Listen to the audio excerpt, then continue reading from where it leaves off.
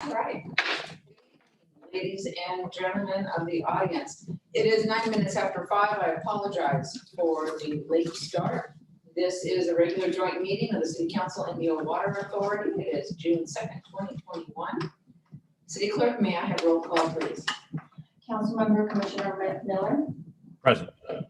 Councilmember Commissioner Ramasamy. Present. Councilmember Commissioner Ortiz. Present. Mayor Pro Tem Vice President Berman. Present. And Mayor President Holmes. Present. We have Pastor for the invocation.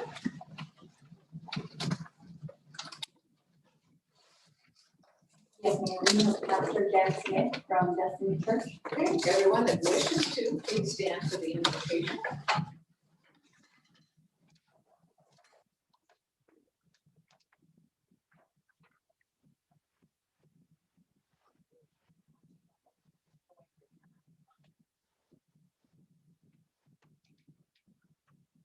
Pastor Smith, can you unmute, please?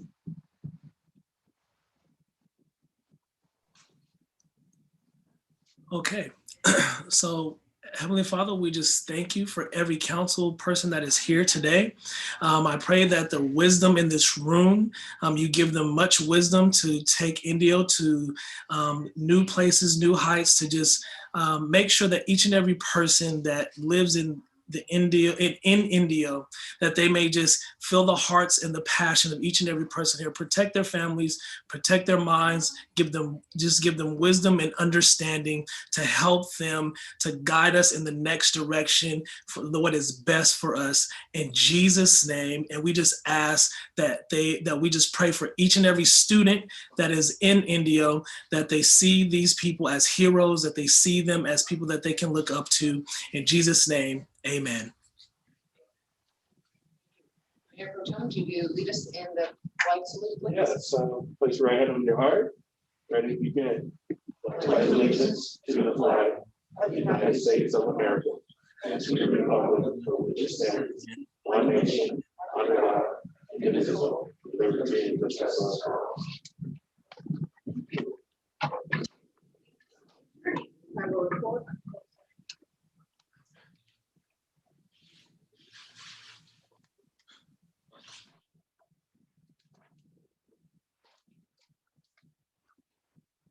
Yes, sorry about that. Yes, the city council met in closed session for a couple of the items listed on the agenda. We will be going back into closed session for those items after this meeting is adjourned. So at the end of the meeting, we'll be adjourned back into closed session. I will do that. Thank you very much. Item number 5, presentations. We prepared a proclamation for LGBTQ Pride Month, and that will be sent to the organization isn't here to receive it, unfortunately, but that proclamation will be sent to the organization. Item number 6, report on city council, external, internal boards, commissions, and committee meetings. Let's start with Councilmember Ortiz.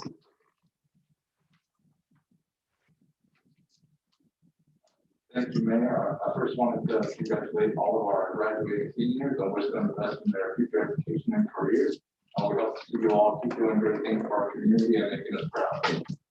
I recently took a tour with Mr. Montgomery, our new city manager, and showed him some of the opportunities that we here in downtown and Indio Boulevard as far as responsible redevelopment of our community, and express my concern on how we need to include our current residents, our workforce, and our small businesses in our growth and our expansion as a city. We're working on tying some of the loose strings as far as solidifying our evaluations of vacant buildings and vacant land, so that we can start making better plans and better marketing for some of the areas in downtown, along Indio Boulevard and along 111. I recently talked to a few people on real estate to look at how housing prices are going, and as many of you know, our local families and our local workforce are having an extremely difficult time finding homes here in Indio that are affordable to our workforce. And this has been happening for several reasons. Right now, they're getting a lot of cash offers from people coming from Los Angeles and Orange County, and people who are working remotely, or companies who will rent these same homes to our residents at higher prices. Some real estate agents now won't consider any of the FHA loans, which takes many of our residents out of the market as well. People are also making offers well above the market price, and there are many homes currently on the market. One resident I heard about was a 25-year-old with a county job who saved over $150,000 to buy a home, and he's been looking for about 8 months and has not been able to buy a home in Indio. Another family was two construction workers, parents who had to move to the Salton Creek because they can no longer afford the housing in Indio, and that's going to expose them to all the health hazards that we know to be present in that area. So there's a long list of residents who will eventually be displaced from our city if we do not take action soon. And I know we're currently waiting on our housing element, but I think we should take action sooner than later on these issues. So I'd like to see if our council would consider at least imposing an inclusionary housing ordinance for the time being until we can get the results from the housing element. So I'd like to ask our council for their support in bringing that back as an agenda item. I would also like to see us start the process of putting some of our city-owned land for bidding by developers who have the capacity to offer our residents homes that they can own at attainable prices. I think we all recognize how much land ownership can change the trajectory of our working class families and prevent the displacement of our working class families. Another subject I would like to propose to our council is bringing back a study session so that we can work on an ordinance to provide licenses for retail sales of cannabis within the city of Indio. We have plenty of models to follow here in the valley, and we can provide these services safely and in a way that provides a road to ownership for our local businesses. We currently have a leak rate of about 55% in the city of Indio, which means we lose 55% of our potential sales tax to other cities in the surrounding area, which adds up to about $1.5 million. By cutting out one of the leading industries in the valley, we are increasing this leak rate, where we now have anyone that wants to consume cannabis legally will have to leave our city and is more likely to stop by restaurants and shops elsewhere outside of our city, which decreases our sales tax revenues throughout the year. So I'd like to see if our council would also support continuing on our studying of the cannabis retail licenses and bring that back for a study session. That's all I have for today. Thank you. That's quite a bit. Well, I think before I move on, I will ask for council's direction on, I'm going to divide it up into three things. And the first one is the inclusionary housing ordinance. It helped me be more specific on as to what you are requesting. So this would require that any housing development in the city of Indio have a certain percentage of the housing they create be set aside for affordable housing, or housing that is obtained at different levels of pricing. Okay, I'm going to ask my council members if this is something they would like to see on a future consensus. Do we have a model of something that's done like this before that we could look at? Okay, I have one council member that does not support. I need to hear from a couple of others. Did you hear my no? Yes, exactly. Yours was the only clear no at Oh, this okay. point. Well, I just want, housing is driven by the market, and it's not for the city to decide what we're going to have. Although we wish we had diversified marketing, housing, it's up to the market. I concur with that. I think we need to look at different kinds of housing. I don't know if making an element like this is something we need to discuss, I think, a little bit more. It's difficult to agree on something. First, I could barely hear them. Secondly, that's a very wide subject. Okay, so I have two no's. Yeah, I would just have to look at it further. I don't have the background information it's well known that we only affordable housing. We have numbers that quotas that we have to meet by law. But making an ordinance is kind of, I don't know, I would have to look at it and see where that would be. But moving forward, as we talk about these presentations, we do run the risk of our property property values going up, so we have to be mindful of that as well. So looking at this is not a bad deal. So, you know, I'm on the fence about it. I think we are market driven. I think to impose something on the current development community is probably not the right thing to do. However, I think so that would be 3-0 specific to having an ordinance. But I think there does need to be some discussion, and I think that housing element is a way to do it that says, how do we have these discussions with our development community to bring in that level of affordable housing? So to that end, I guess I would like to have those discussions if the council supports that, or is that part of the housing element discussion? That's part of the housing element discussion. So I think at this point, Oscar, Councilmember Ortiz, hang in there. I think we, at least the majority of us, would like to see something affordable, but would like to wait for the process of the housing element to take its place rather than imposing these on our existing development with subsets. So that's the first one. And I just did want to make a final comment that the market has gotten us to this place. We should. Leaving it to be market driven has gotten us to this housing crisis, to this level of displacement of our residents. So if we, you know, it's not the market's job to protect our residents, right? It's our job as council members to make sure that we are protecting our residents and to make sure they have adequate housing, and, you know, they're not having to go out to the Salton Sea where we know that they're going to face all these health hazards, and just having that option to stay in Indio, right?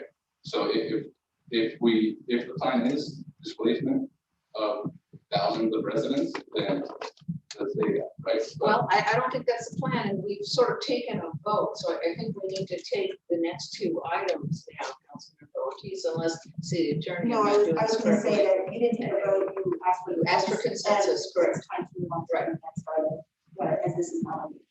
Right. And the next item is looking at selling city properties. I know we talked about a couple of the housing properties downtown. Did you want to expand a little bit? Is just selling city properties in general for the purposes of affordable housing of some type? Or are you looking at the specific properties specific to the housing group? I do want to look at balancing our housing market, right? We know that for the past 8 years, over 90% of our housing has been high income housing, gated communities for the most part. And so I'm looking to bring a balance of housing to our city. And I know that we do have some city owned land in downtown, and I'm looking to have it prepared to be going out for bids, right? What do we have to do to prepare those lots of land to be going out to bids for building housing that will go to our residents? And so there's about 3 different questions in there. I'm going to defer either to our city attorney or our city manager before I go to the council to say, should we put this on the agenda? I think what I heard is really just some kind of general direction to staff when looking at our city properties, that we place them out, that we have some kind of policy or direction that we place them out to bid for affordable housing is what I hear. And certainly that will be an item that would need to be studied and agendized and studied. Agendized or asked, do we want a study session on this? So if city properties exist that are not part of a greater plan, I rely on city manager to bring them forward and ask us what the disposition of those properties are. Now, I have no idea why any developer will want to buy a city property when he can buy a private property for a lot less money. So I don't understand why the focus is for the city to sell its properties when we have to sell it at the appraised value. There are much better deals out there for developers. So I leave it in the hands of the city manager to decide which properties are surplus that are not part of a greater plan. Thank you. Any other comments from the council? Councilmember Miller? Yeah, I know I know what three properties Oscar's talking about in the downtown area, and I have no problem looking at those three to see what we can do about getting them out onto the market to be able to utilize them for housing. The other ones is a whole different ballgame, different discussion. So, but on those ones he's talking about in downtown, I have no problem with looking at how we can get them out. Thank you. And Mayor Pro Tem. I think looking at all of our general plans of downtown specific plan and strategies we're talking about to reimagine our downtown area and some of these corridors, I think looking at these city properties for some housing, it's viable to get folks down here and folks that live here, that work, go to school. We have a college here downtown, and I think it would be, a great idea to look at those properties to see if we can get some of those out to some of our developers and some of our partners that we work with on a regular basis for some affordable based developments downtown. And so city attorney, help me wrap my arms around how to wrap this into some sort of consensus. I think, well, I've heard them already, and I think it would be directed to the city manager to bring back the appropriate items in the agenda, whether that's an open session item or a closed session item, then we could have a discussion. Specific to some of those properties that are city owned in the downtown. That were specific for housing. Those are easy. I do want to remind the council that new state law requires that for almost all the properties we own, we're required to consult with the state and provide an opportunity for affordable housing developers to bid on those properties. So state law actually does what you're asking us to do anyway. But there are, I believe there are three specific properties in the downtown. They're fairly small, but we can bring those back because consensus is there. But every property, please be reassured, every property will have to go through a process that will give opportunity. I believe there won't be a lot of interest in some of those properties, as was mentioned, but the process is important. And aside from the housing properties, also they want to include that property across the street from the street. That includes the parking lot in the green space. Yeah, no, parking lots are not considered properties that are available. But Mayor, I need to interject. Last time we had a city council meeting, I could hear a heartbeat. Somebody has their cell phone in their pocket and I can hear their heartbeat again this time. So whoever has their mic on in their pocket with their cell phone, they need to make sure that the heartbeat is not coming through the sound. Okay, message heard, but all of us up here on the dais. Might just be my passion. Very good. Sorry. You're good. Okay, thank you, Mayor Pro Tem, for lighting things up. And the last thing I think we would like to revisit, the study for retail sales of cannabis. I know this is something we talked about a few years ago. There's been a lot of evolution in this. I think the market stabilized a little bit, and I'd like to ask the council for their views on whether we need to bring this back. No, I believe that when Mark was here, there was direction already given to bring that back as a study session. So I recall that occurring, certainly you can hold it, that's my recollection. I'm not sure if anybody else knows there, Kevin is confirming that recollection. So maybe it's just a. It's on the list, or it's a reminder to the new city manager that this was on our list to bring back with some of the questions that we had. So you got that back. It's a good thing. Okay, all right. Let's move right along, please, to Councilmember Moore. Thank you, Madam Mayor. A couple of my committees were active. First off, with Councilmember Meat, we met, and the city manager, we met with the Desert Recreation District, 2-on-2. We talked about the opportunities that we can have with the rec district to work with them, along with our city on our parks and other opportunities throughout the city to utilize possibly the rec district to help us with our businesses that we do in terms of like Davis Field. We have opportunities there, and also to help us run our program. So it was a very productive meeting. The city manager is going to meet more with their general manager, Kevin Cowman, and Olivia Ramos will meet. And I, concur that there's a lot of opportunities. So looking forward to getting some feedback from our city manager on how the ways we can utilize that. And then our Sunline board meeting, we went over our budgets next month, or this month, excuse me. We will be discussing the board budgets for both the taxis and the regular Sunline Transit, along with Sundial. About the same amount of money, a lot of opportunities with the new routes. They also had a program for youth. They call it the Youth Hall Pass. It allows students at our different schools to be able to utilize the bus line, not only to go to school, but also to go to areas of interest. So like if the mall begins to start to flourish, not only for jobs, but they could go there to be able to shop and do other stuff. So great program in place also for our veterans and also now College of the Desert. So a lot of good stuff that Sunline is doing throughout the Coachella Valley. So very supportive, very happy with that. I want to give a big shout out to all our graduates from all the schools. I was only able to go to Amistad High School. Principal Gustafson, what a great guy. They call him Dr. G. 102 students. You were there, Mayor, also before I was, and they broke it into 2 areas and headed on to campus. But a lot of great students coming from the city of Indio, great opportunities. They were going to trade schools, were going into the armed services or to college. So hopefully they get their degrees or whatever else they are looking to do, like serve our country, and come back to the city of Indio and bring their expertise with them and start businesses and continue to make our valley thrive. And then the last one is I want to thank, we had Memorial Day, where we thank our veterans and those who gave all for our country. And we want to wish all our veterans, first responders, and also our armed service members now health and happiness, and thank all those who gave their lives for our freedoms we have. So thank you, Madam Mayor. That's all I have.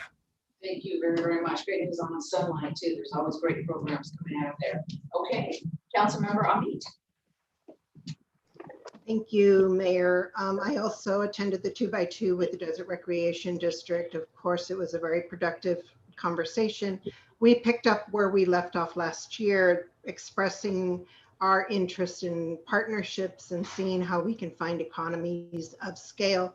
And we did end up with the conversation that City Manager and Director Kevin would be coming up with an analysis of where the potential partnerships could be developed, what the costs would be, and then we probably may come back with a study session or a presentation to the City Council on what the results of that analysis are.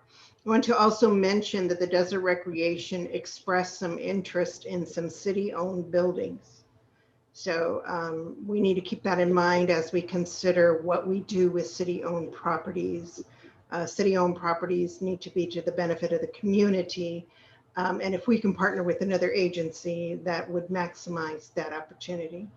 Thank you, Mayor, for the opportunity to share in my committee. Thank you very much. Mayor Pro Tem. Good evening and happy Pride Month. And I had a lot going on, so I'm spread out. Before I start, I want to send a shout out to some of our staff. Our last meeting, I was going on and on about Davis Field, and let me tell you, I think I bit off more than I could chew. I talked with Public Works Director Tim and staff. They've been on it, so I'm looking forward to some real good stuff. Now, Tim, I don't have a blank check to give you, but I know you know how to crunch those numbers, so thank you for the hard work. And also thank you to some of the Public Works crew over on the yard. Recently, I did some volunteer work. I volunteered myself to purchase 50 cases of water for the seniors over at Indio High School. And I got a call from Winco over here in Indio, and they told me, "Oh, Mr. Furman, we have your pallet ready."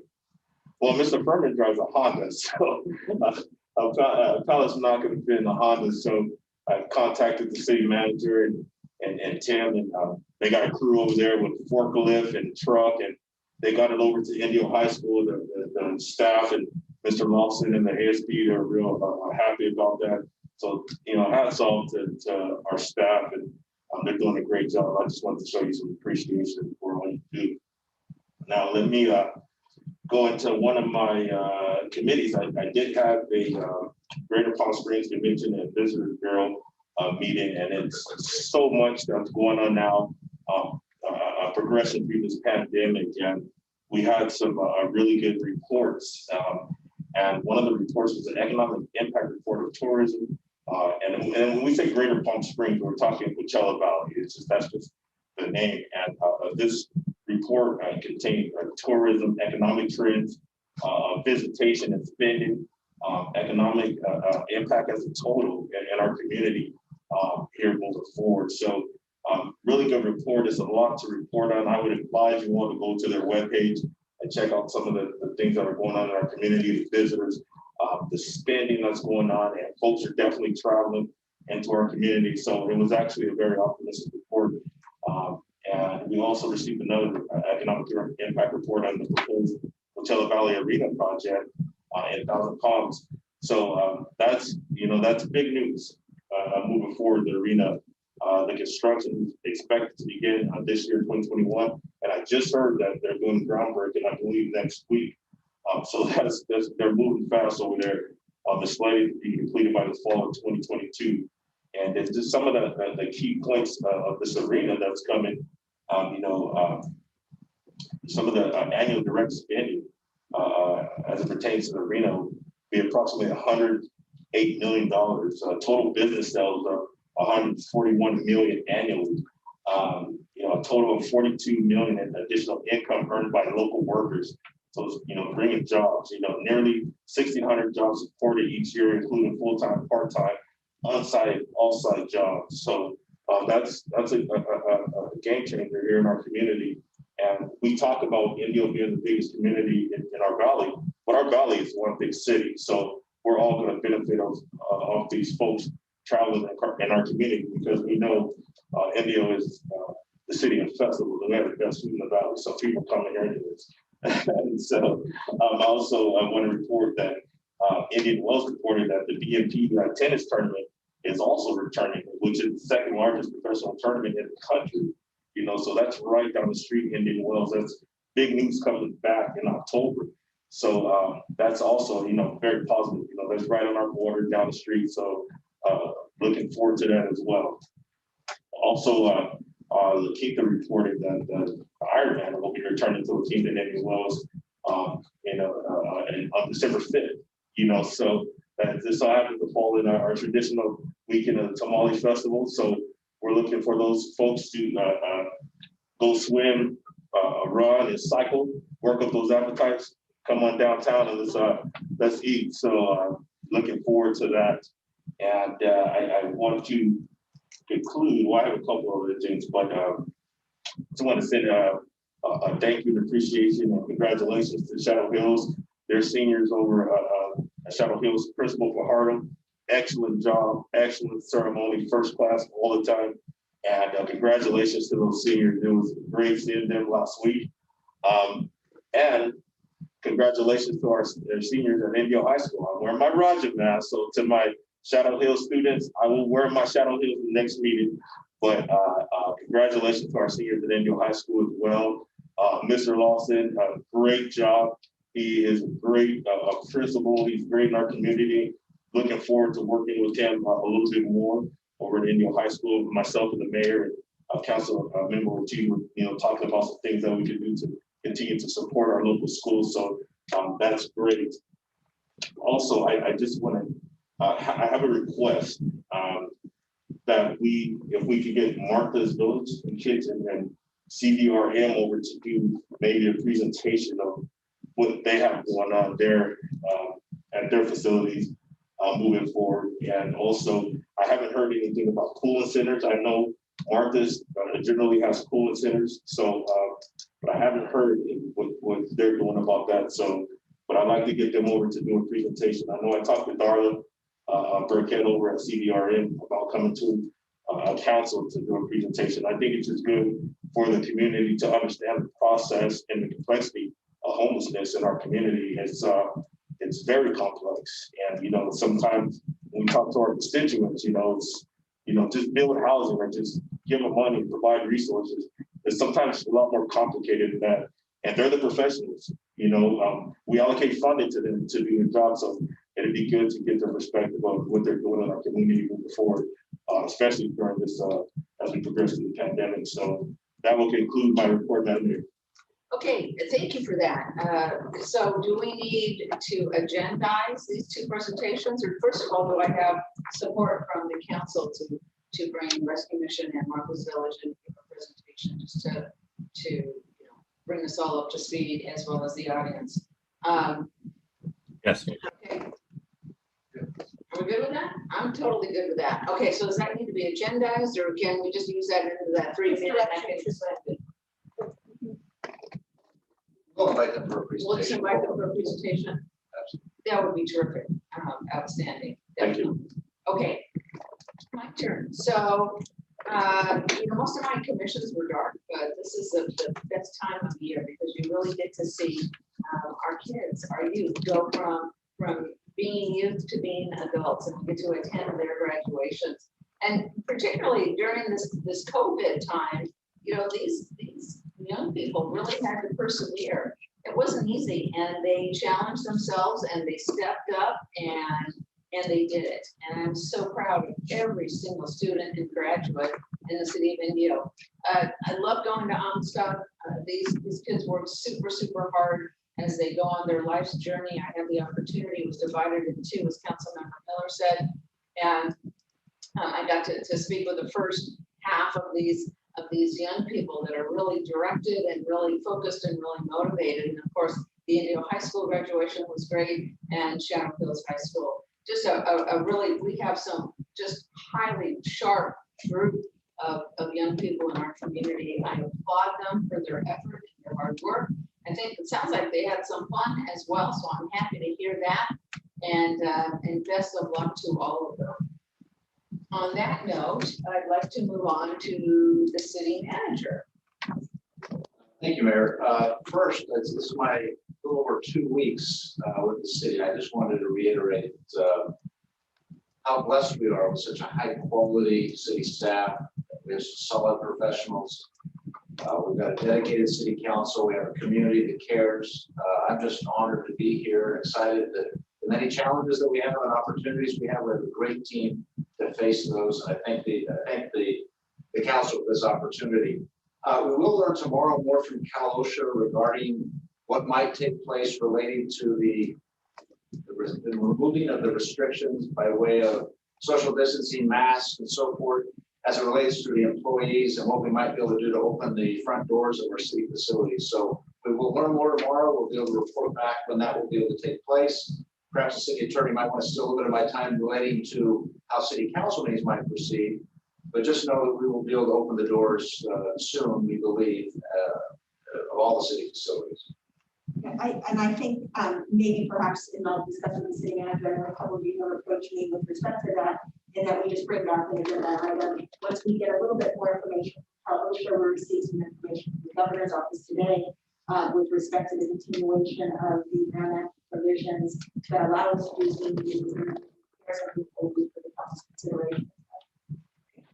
Perfect. It'd be great to open our city up at the right time for our residents and businesses to come in and do business with us directly. I look forward to that. City manager, any other comments? No, ma'am, thank you. It's a pleasure to have you. Yeah, terrific. Welcome. Item number 8, public comments. I know we have comments on item 10A, but at this point, do we have public comments for items not on the agenda? No comment. Okay, no public comments at this time. Item number 9, the consent calendar. Does anyone wish to pull anything, or do I hear a motion to approve? Motion from Councilmember Ortiz. Second. I beg your pardon? Second. I have a second from Mayor Pro Tem Furman. May we have roll call? Councilmember Miller, Aye. Councilmember Ramos Hamid, Aye. Councilmember Ortiz, Aye. Mayor Pro Tem Furman, Aye. Mayor Johnson. Aye. Motion passes unanimously. Item number 10, administrative items. Resolution number 10199. Pursuant to Code of Civil Procedure, Section 1245.330, consenting to an eminent domain proceeding by quasi-public entity, Gora LaFawn Properties Company, for a temporary right of entry to make necessary repairs and making the determination that each of the conditions required by Civil Code Section 1002 appears to exist for the property located at 46845 Rose Street. Social Security Administration Building. City Attorney. Thank you, Madam Mayor. Will the clerk put up the PowerPoint or do I need to share my screen? I'm sorry? She'll put it up for you. Okay, I'll open it. Thank you. So I do have a PowerPoint presentation and that will come up just a moment.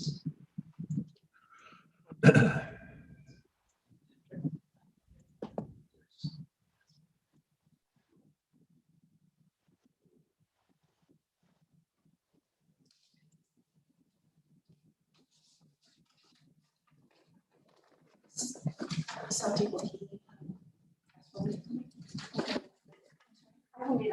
Okay. Great, and the clerk will go ahead and help me with my fast forwarding of the presentation. So tonight, hopefully, sorry, now I am. Thank you. So tonight before the City Council is a request by Bora LaFont Properties Company that the City Council adopt a resolution consenting to its request that Bora LaFont be designated as a quasi-public entity for the purpose of acquiring a temporary right of entry.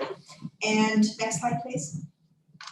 As the council is aware, essentially only public entities have the right of eminent domain, and this would include acquisition of a temporary right of access. Under the process that's authorized by state law, the city can consent to another party to exercise this power, but only if that property owner is seeking to acquire this temporary right to enter upon an adjacent property to repair improvements if certain findings are made. In this case, we have the properties, the Social Security Administration Building. Back in February of 2019, the Bora LaFont property was damaged as a result of a single vehicle traffic collision. The driver in the adjacent parking lot was attempting to park in a parking stall. She accelerated and crashed into the wall of the building, jumping the curb. And that building is leased to, of course, the federal government for the Social Security Administration activities. The owner of the adjacent property is Procom Investments, Inc. And the damage that occurred was to the exterior wall of the building and portions of the interior wall as well. And I do have some slides of the damage that I would like to go through. Next slide.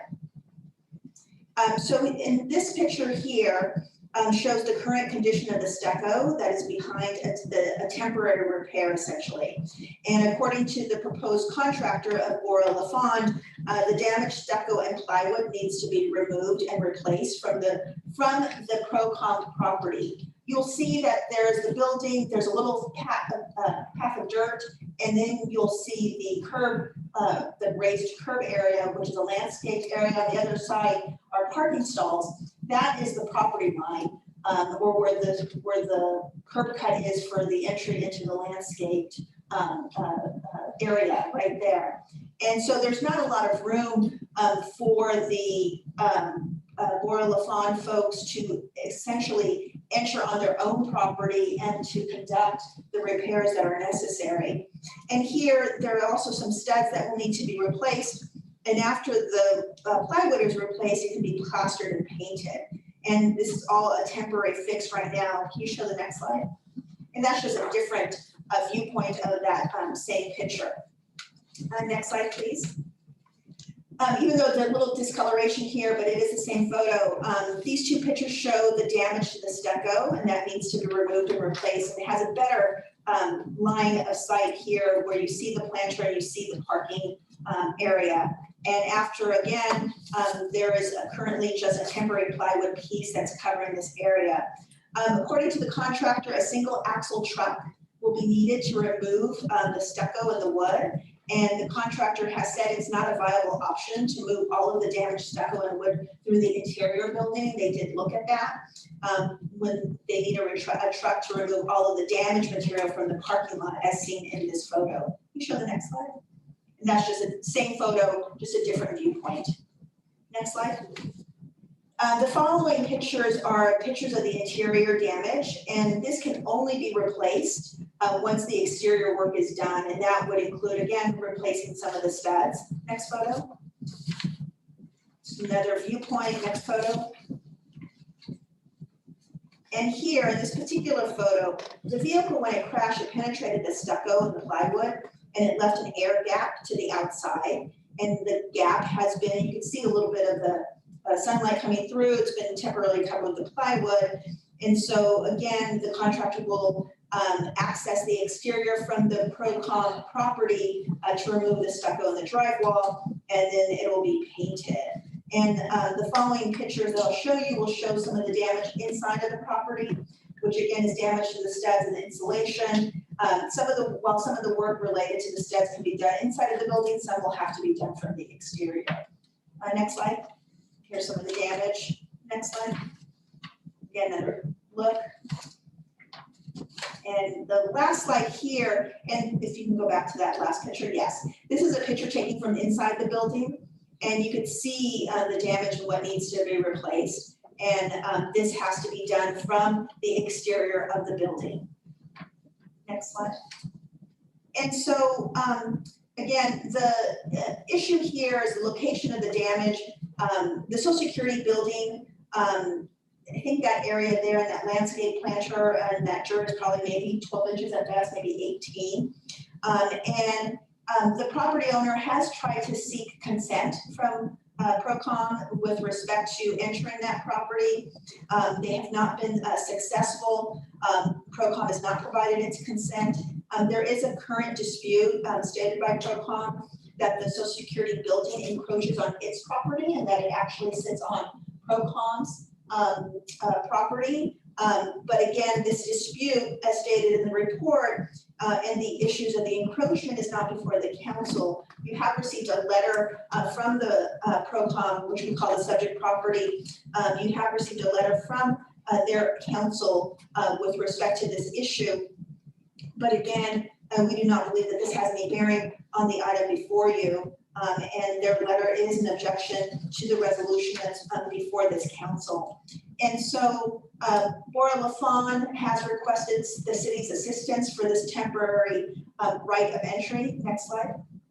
And so as I mentioned at the start, state law does allow an owner of property to acquire this right of entry on the adjacent property by eminent domain, only to make repairs on the property. And when they do so, they become essentially what's called a quasi-public entity. However, before that can occur, the city council, because it is the only entity that has eminent domain authority, must essentially adopt a resolution that gives that authority to that property owner to conduct the repairs.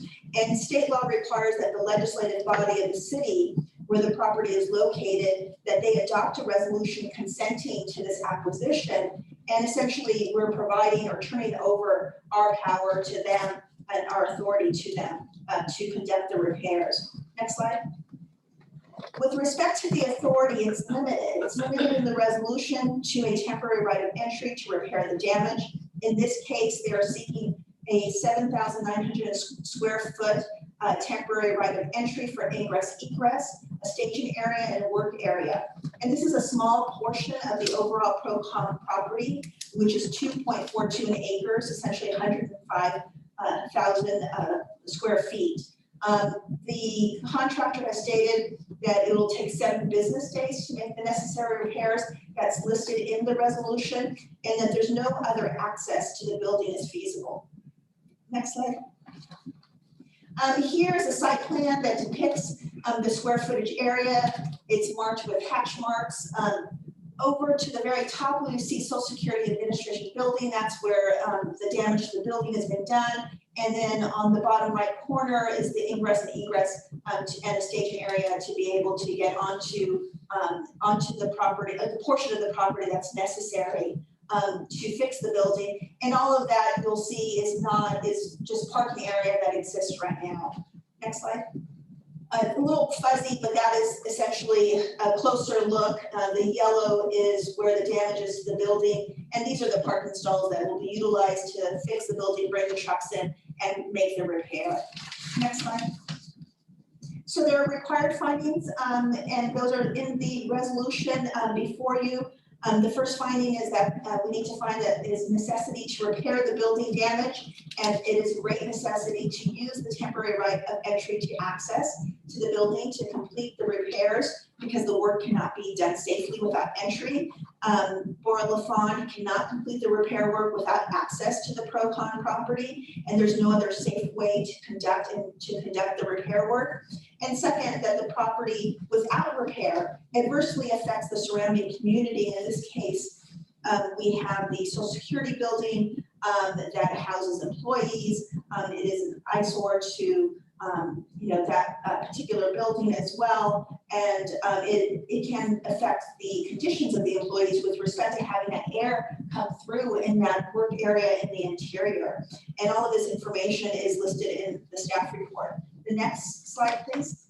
The second finding is that the quasi-public entity, and that is Bora LaFawn, will use the temporary right of entry in a manner that provides least damage to the subject property, the least inconvenience or annoyance to the occupants or owners of the subject property, and it's consistent with the satisfactory completion of the repairs.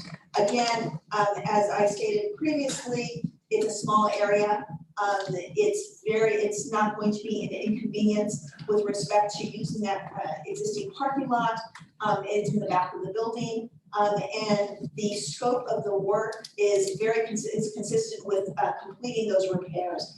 And last is the hardship to the quasi-public entity. Again, Bora LaFawn outweighs any hardship to the owner of the subject property. Here, there's a hole in the exterior, there's damage in the interior, and this building is an active building, houses a necessary public service, and this outweighs the minimal impact to Procom's property. Next slide. So once the city council, if it adopts the resolution, it must do so by a 4/5 vote, then what happens?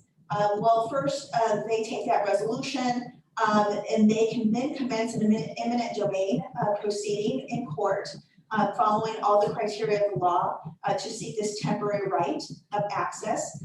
They could not enter the Procom's property without a court order permitting entry, or they have to get a judgment that would be entered in their favor. They would have to make a deposit of security in the amount ordered by the court, and they would have to pay the subject property owner for the reasonable rent for the temporary right of entry. Next slide.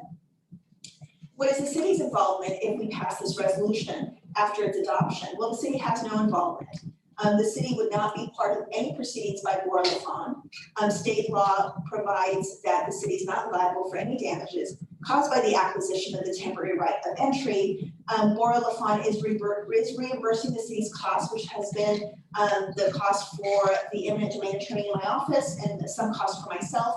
And they have already submitted a $5,000 deposit as well. And a resolution for adoption would require a 4/5 vote. I have on the line the attorneys representing Bora LaFawn, and they're in the same office. So if the city clerk can bring them on, this is Mr. Billefond and Mr. Knighton. They're presenting now. Are they on? Yes, good evening. This is Robert Gilliland, and also joining with me is Attorney Michael Knighton, and we wish to just thank first the City Council and its staff, as well as the City Attorney Roxanne Diaz for their time and assistance regarding the hearing of this matter. So we appreciate you giving us the opportunity to be heard. We feel this is an absolutely necessary approach. We have asked, I have personally reached out across to Procom, their attorney on no less than 4 occasions in written as well as phone calls.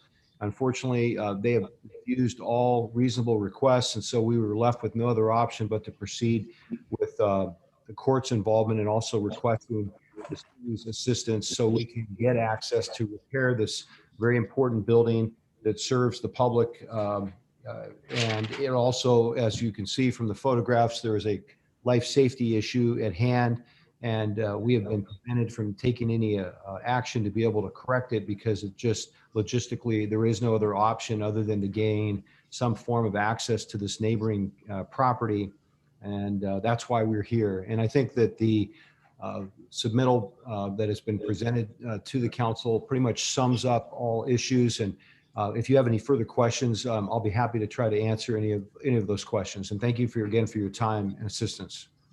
And Mayor, we did provide notice as required by state law to the property owner, and I provided a courtesy notice to their general counsel, who I had conversed with before, as did Mark Scott. And they are also, I think, want to speak, but before we hear from them, I'm happy to answer any questions. Thank you very much. Thank you. Ms. Diaz, do we have any questions of our city attorney? I have Counsel? questions. Yes, go right ahead. Okay, so city attorney, the normal course of action in a situation where one property owner has caused damage to a second property owner is that there is an insurance claim filed. Do we have evidence of that? I will defer to counsel for Bora LaFont on that. I would prefer not to hear from third parties. I want to hear from my city attorney.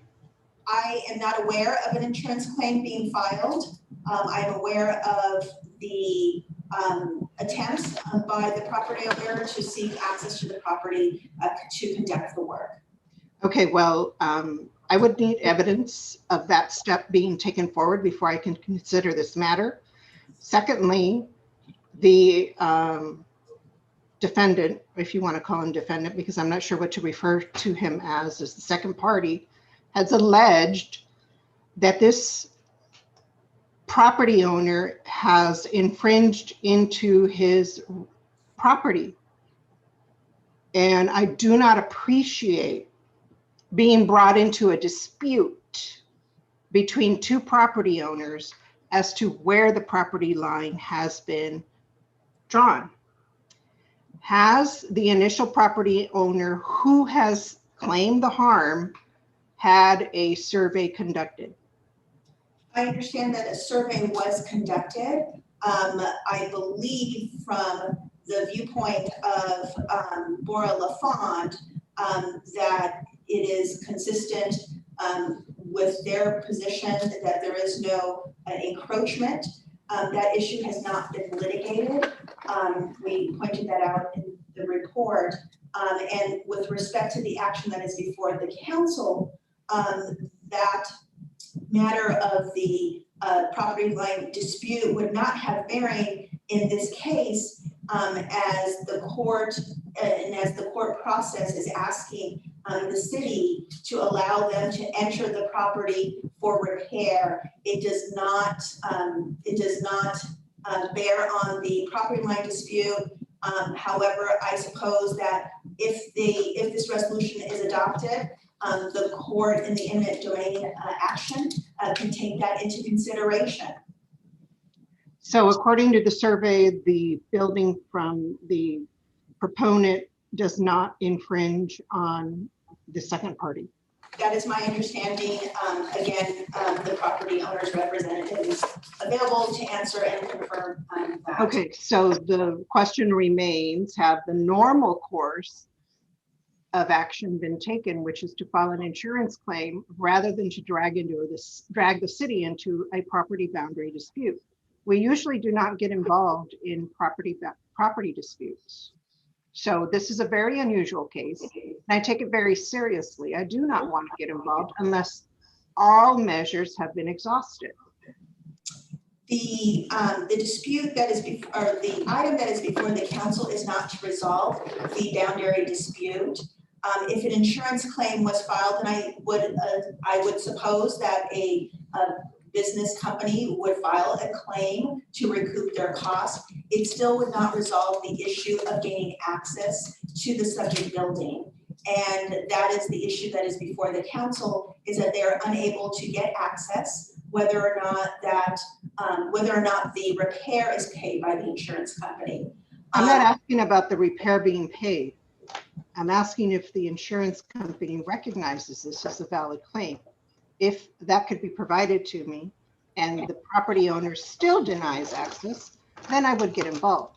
But if the insurance company acknowledges this as a valid claim, which it sounds like it is a valid claim, then I would consider a city involvement if the property owner is not cooperating. But that has not been proven to me. So the burden of doubt is on the proponent. Understood. Thank you, Councilmember Amit. So at this point, city attorney, I will continue to ask to see if there's any other questions from Correct. council. Is this something we need to continue, or do I take a we would ask if there are any other questions from the council. I would then ask you to hear from the public comment from Mr. Smith, who is the representative from ProCom, and ask if the representative from the Bora LaFont has any other comments, and then come back to the council for any comments and additional questions, and then we can see where we go from there. Thank you very much. Okay, we heard from Councilmember Amit. Does any other Councilmember Miller, or Mayor Pro Tem have any questions at this time? I'd like to hear from the party. Okay, Mr. Milligan. that's I right. would. You would too? Okay, like to hear from the other party. Okay, Madam Secretary Clerk, will you put Mr. Smith on, please? Yes, he's on the Zoom. Mr. Smith? Yes, hello. Am I unmuted and by video? Thank you for having us to address the issue of the encroachment. And it is our position that the wall to be repaired encroaches on ProCom's property. And that can be seen in the written materials that we submitted. I can't share them with you right on the screen here. But if you look, Exhibit A is a grading plan of the property, and it notes an existing 6-foot garden wall on ProCom's property. And if you look at Exhibit B, which are photos, you can see that at some point that pre-existing garden wall was cut and the building wall was extended into the space previously occupied by the garden wall. And that's also, you can see some of that in the first photo of the city attorney's presentation. Now, it's true that we are not here today to resolve the boundary dispute and the encroachment issue. However, it is still pertinent to the questions before the council, because the council needs to find that all 3 of the criteria for eminent domain are met. And here, at least 2 of them are not. Subpart 2, which requires that the repair will be done in a manner with the least damage to the property, that's ProCom's property, and the least inconvenience or annoyance to the owner thereof. Accessing property, getting a right of entry through ProCom's property to repair a wall that encroaches on ProCom's property does not do the least damage to ProCom's property. And likewise, the balance of hardships does not clearly favor Bora LaFont in this situation, where they're saying we have a damaged wall, and ProCom is pointing out that wall is on our property. So the balance, the hardship to ProCom outweighs the hardship to Bora LaFont, or to put it in the statutory terms, Bora LaFont has to demonstrate that the hardship to it clearly outweighs the hardship to ProCom, and we submit that it does not when you're seeking a right of entry to repair a wall that is improperly located on our property. So that's where the encroachment issue does overlap with the issues before the city council on this resolution. We believe they require the city council vote no on the resolution because those criteria for eminent domain are not met. And before, I just want to also point out, there was maybe a mistaken comment that that the curb was the delineation of the properties. That's not correct. It was, and you can see that in Exhibit A of the written comments. The property line is back where that garden wall was, and is now being occupied in part by the wall that they're seeking to repair, which is to say that wall itself is encroaching on ProCom's property.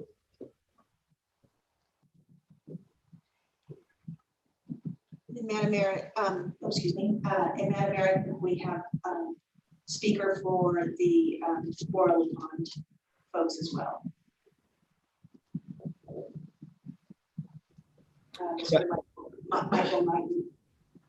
Yes, ma'am. This is Robert Gilliland. Again, I represent Bora LaFond. I hope you can hear and see me. I want to respond to a couple of the comments, first by the council regarding the insurance claim. An insurance claim was made, and they've agreed that there is a valid claim, and there'll be monies paid in part to help pay for the repair, but that doesn't get us to the point of being able to actually repair the building. And that's why we're here, is to respectfully, is to get access so that we can make the necessary repairs to the exterior of the building. I also want to point out that my client, Bora LaFond Properties, actually purchased this property in its current condition. We didn't build the property, we bought the property. And the other point that the council should recognize is that the individual who crashed into the side of my client's building was a guest or invitee of Procom Investments. So we're just trying to get the building fixed, and this is the only way logistically that can be done. Also, regarding the timeline, it's reasonable. We've tried to be as reasonable as we can on that. In terms of the easement or civil engineer, we, of course, have hired a civil engineer, very well-known engineer, Fiero Engineering here in the Valley, been here for many, many years. They've done a survey. It's our position that the property is within our property rights. It's on the line. I know that Procom Investments takes a different position on that, and that's a battle of the experts, if you will, and that's to be decided at a later date. For our purposes, and that'll be decided by the court if we need to. But we have and this has been submitted, this declaration by Mr. Fiero to the court. So the court has that, but for today's purposes, that's not the issue. The issue is temporary access just to correct this or repair this damage. So it's not a life safety issue. This is a very important building that needs to be corrected. And this is why we're here. And respectfully, we request that the resolution be granted by council, those council members. Thank you very much. That is all. I think those are, do you have any other public comments? Thank you. Thank you.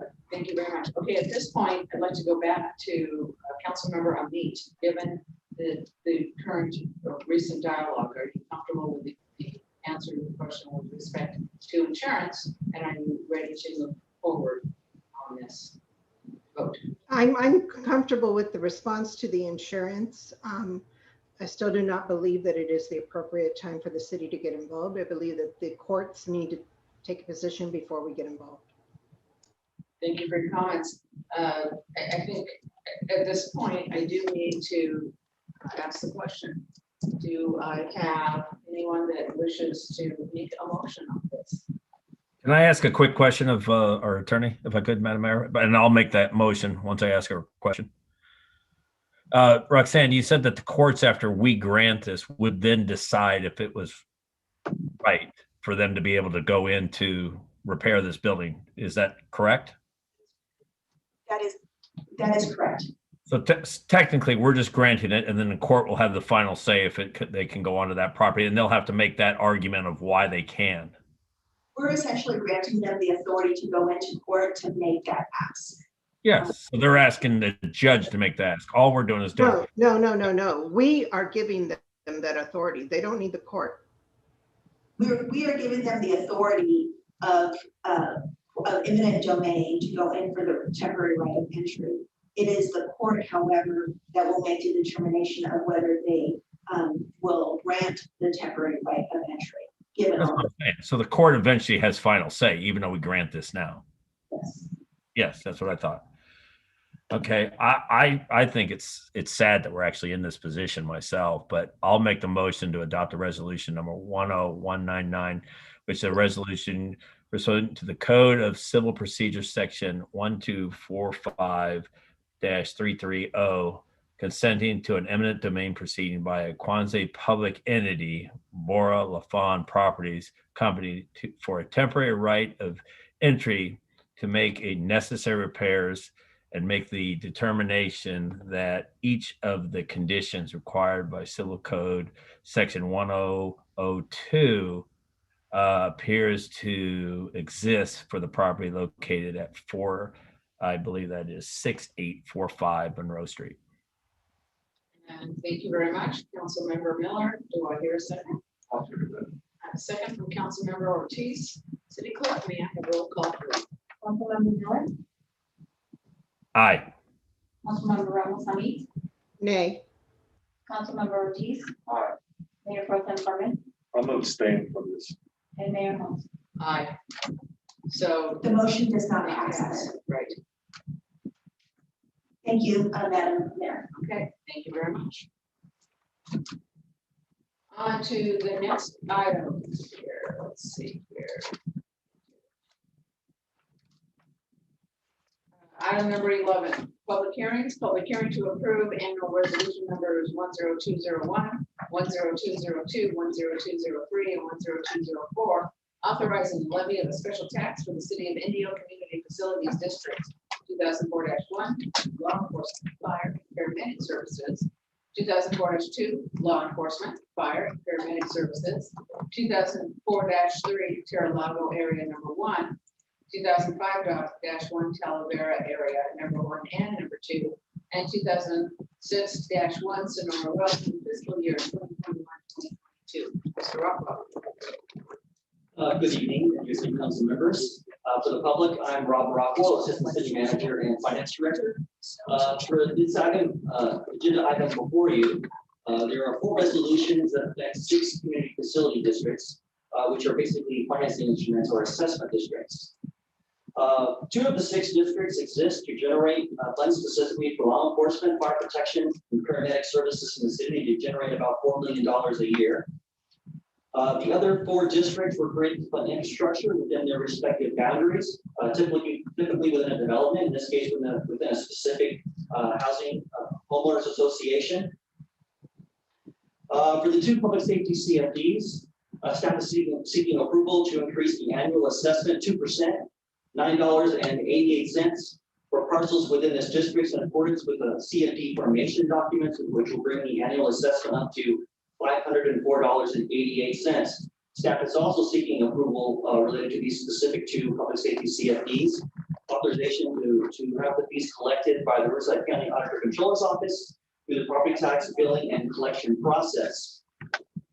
For the 4 infrastructure districts, staff is seeking approval to have those funds collect the funds necessary to cover next year's bond payments through the auditor controller's collection and payment process, totaling about $3 million. Lastly, I want to mention to the council that this item is an annual item that we bring up routinely every year with the same actions taken by the city council since these CFDs were originally created back in 2004, 2005, and 2006. That pretty much concludes my comments, Madam Mayor. Very important. I was just staff just asking the council approve the resolutions following that public hearing. Thank you very much. Mr. Rockwell, if I can ask a question, would we be imposing the assessment? Is it an annual imposition? Is this action, is this resolution to adopt the annual levy? Or yes. So there has been some wholesale changes that have been made over the years with respect to the standards for a financial interest in real property. I call it the 12-step program. But that said, this does look, and I'm looking at the rule right now, that this could be a conflict of interest for both yourself, because you're in Terra-Lago and you're in the Sonora Wells. And so what I would recommend is that the 2 of you abstain from participating in this action, and we'll have you turn off your mic and your camera, and then the decision will be left for the 3 remaining council members. So we are not able to vote on areas outside of our area. Correct. And so, Mr. Rockwell, does the resolution for Terra-Lago and Sonora Wells, are they separate resolutions? Are they individual You're resolutions? talking about for the specific infrastructure districts? Yes. Yes, they are separate. Okay, so what we can do is separate those two resolutions. In that way, we'll have 4 on Sonora Wells, 4 members on Terralago, and 5 members for the rest of them. And so if you'll just give me just a moment so that I can, and maybe Mr. Rockwell can assist me with the resolution numbers. So does this new rule apply to long-term leases and month-to-month, or only long-term leases? Well, it applies to property ownership. And So Councilmember Furman does not own.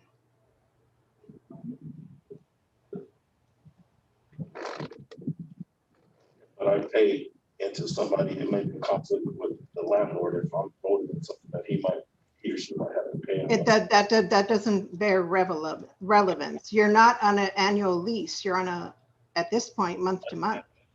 Question, but I'm just saying, is there a conflict with city attorney? It's a monthly lease. It's an annual lease. It's at this point, month to month. He's exceeded the annual first year. I understand from Mr. Furman that he has an annual lease, and so that would be a leasehold interest that would be covered. The month to month is not considered a leasehold interest. So we can, this is a public, apologize, this is a public hearing, so I'm going to ask if any council has any comments or questions. Mr. Rockwell at this point. Okay, and then I'm going to open the public hearing. The public hearing is open. Does anyone from the public wish to speak? I have no comments here. I have no comments. I will close the public hearing. And now, I mean, there are certain resolutions, I think. And I can help as well, and I think Mr. Rockwell is ready to help me as well. So it looks like since the public hearing is closed, that the first item would be to adopt resolution 10201. And it would be to adopt resolution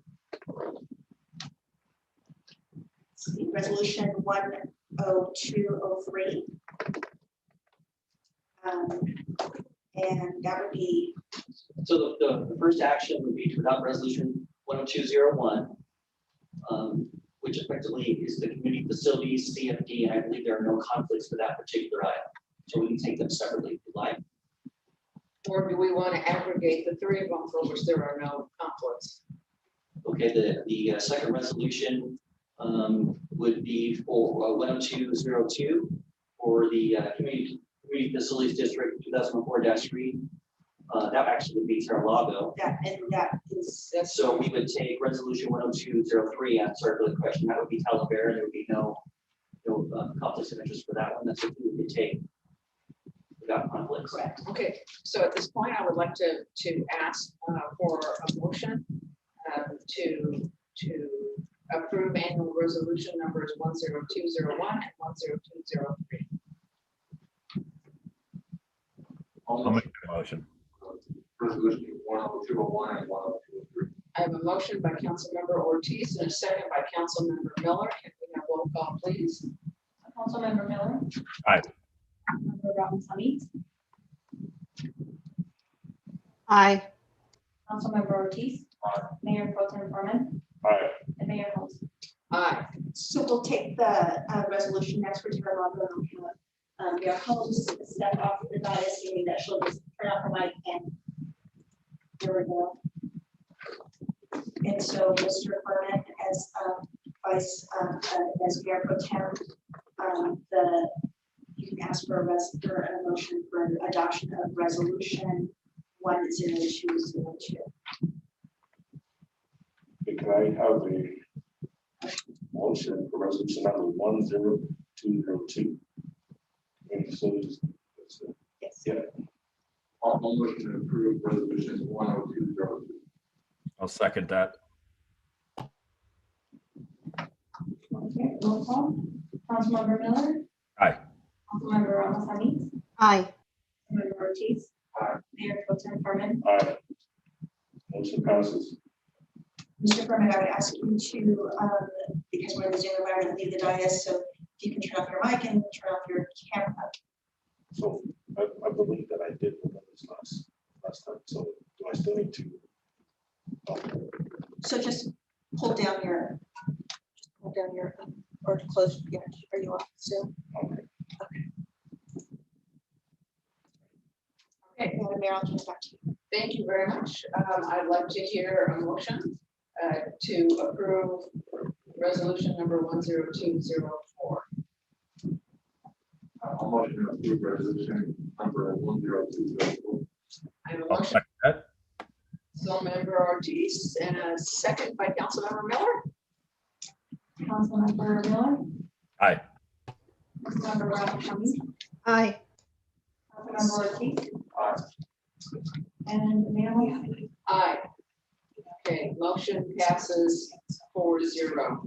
And we have gotten through item number 11. Thank you. With a maximum amount of faith. Thank you very much. Okay, item 11B, public hearing to consider authorizing the acceptance of fiscal year 2020-2021 allocation of the supplemental law enforcement services account, SLESA, in the amount of $137,858, and authorizing the Indiana Police Department to use these funds to support the city's 800 megahertz public safety radio system, to purchase public safety equipment, and to support public safety related programs and personnel costs at the police department. Chief. Madam Mayor, Council, I'm your police chief, Mike Washburn. Practically completed my presentation. Just Senate Bill 823 requires that SLESA funds be adopted in a public hearing. We're before you tonight. The amount of our allocation this year is $37,858. We're proposing that we expend that as pointed out in the staff report. Okay, thank you. Does council have any questions of the chief? Specific to this item? Okay, there being no questions. Public hearing, are there any public comments? Okay, there are no comments from the public. I will close the public hearing, and do I hear a motion? Make a motion to accept the fiscal year 2020-2021 supplemental law enforcement services account funds in the amount of $137,858. Approved expenditure plan attached to the staff report attachment A. I have a motion by Mayor Pro Tem Furman. Do I hear a second? Second by Councilmember Ortiz. May I have roll call vote? Councilmember Miller. Aye. Councilmember Ramos. Aye. President May. Can you repeat, Councilmember Amit? Come through. Aye. Thank you. Councilmember Ortiz. Mayor Pro Tem Furman. Aye. And Mayor Moore. Aye, motion passes unanimously. Thank you very much. I would now like to adjourn the meeting back to our closed session. And if the state attorney confirmed that we'll zoom back into the closed session, is that correct? Yes. Okay, thank you.